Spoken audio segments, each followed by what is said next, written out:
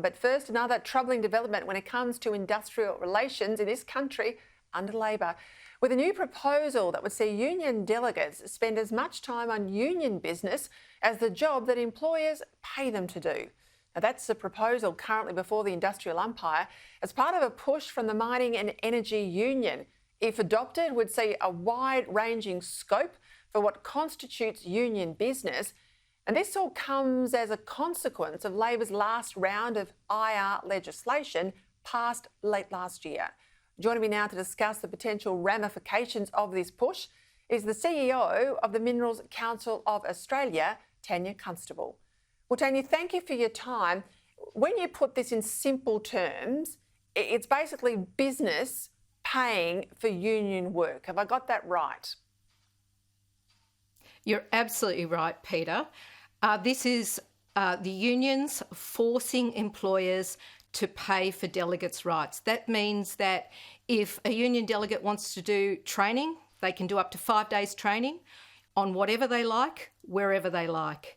They can make sure that that they are going to go off and travel around to any site that they want to travel to.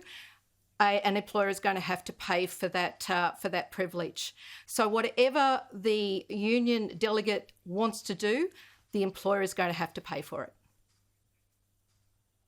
And this, of course, saves the union lots of costs. It makes you basically put a permanent union person on your staff if you're running a big company, paid for by you, but basically working for the CFMEU or whoever it might be. When you've got about 8% only now of the private sector workforce belonging to the union, I mean, these changes would effectively mean the union could still represent a non-union employee. Is that how it works? Well, there's 8% of the entire private workforce that is represented by unions, but unions will have 100% of control. So that means that they will have more control than management over making decisions. They'll be able to communicate, disseminate information to whomever they want on a work site, across any sort of site, across different organisations on a site, and the employer or other employers won't be able to do anything about it. They will have unlimited, unfettered access to workers, whether they represent them within the union or not. Is there a limit to how many of these union delegates could be on a business, within a business or on a work site? There is no limit to what a union is able to represent on a work site. So if they want 10% of that workforce as union delegates, they can have 10% of that workforce as delegates and won't be able to do anything about it. Now, that's a high cost to the employer, where an employer might have to allow that union delegate to have time to go and meet in meetings, to be able to do training with people, to go off and do political lobbying, to go to Canberra to represent their people at that time. They're able to do all of those things for not just their own workforce, but any sort of workforce across these sites.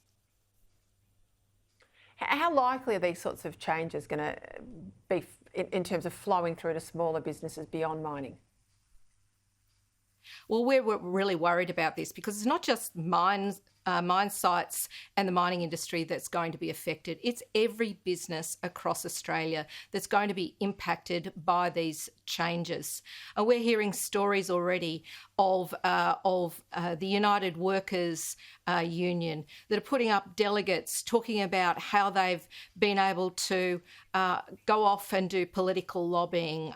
This is a worker that sits in a childcare industry that should be looking after our children. Instead, she is travelling around just doing her political lobbying, being able to go off and visit different sites, talk to politicians about her concerns that might be there. the employer has no ability to rein that in. She's able to have unfettered access, do whatever she likes, and that's going to be legal under the changes.